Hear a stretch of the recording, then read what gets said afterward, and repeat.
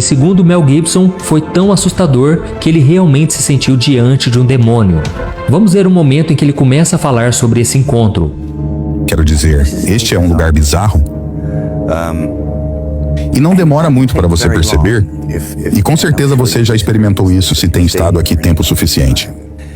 E não importa o quão forte você seja quando chega, fresquinho da fazenda, com suas convicções e uma certa linha de ataque, não importa o quão forte você seja, você será afetado por este lugar.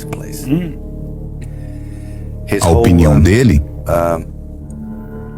em relação às mulheres em filmes do começo ao fim, é breve. Ele diz, mulheres em filmes, desnudas ou mortas, ambas são melhores. E é como, uau. Ele veio me ver uma vez em um terraço em Nova York. Eu disse, ei, podemos conversar? Ele disse, claro. Ele veio flutuando de lado entre uma multidão de pessoas. Ele estava vestindo roupas pretas. Era como aqueles velhos filmes de vampiros em que eles não caminham, flutuam. E ele era um dançarino, sabe? Então ele se movia com tanta elegância e ele se movia de lado e se sentou em uma cadeira ao meu lado. E meio que me assustou. Ele é um cara muito inteligente. Começamos a conversar e eu nem falei muito sobre o roteiro. Nada. Apenas comecei a falar com ele sobre a época medieval e ele começou a falar sobre torturas.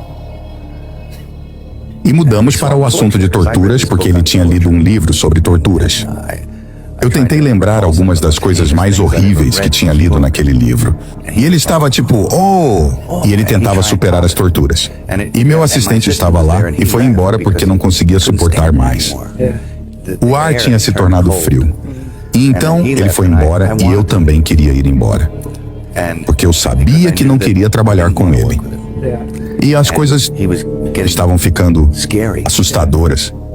E então eu me virei e estávamos no topo do Hotel Península. Eu me virei para evitar o olhar dele em certo momento. E eu estava olhando para o prédio e vi um número 6 no topo, onde havia um gigantesco 6 triplo iluminado em vermelho. E eu olhei de um lado para o outro e ele começou a sorrir. E eu pensei, oh não, Chris Walker é o anticristo. Quando eu cheguei aqui, estava nos meus 20 anos.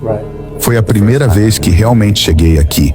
E sabe, eu tinha muitas paranoias em relação a esse lugar, sobre o que diabos estava acontecendo, porque havia muitas coisas que eu não conseguia entender. E ninguém se importava realmente em me explicar.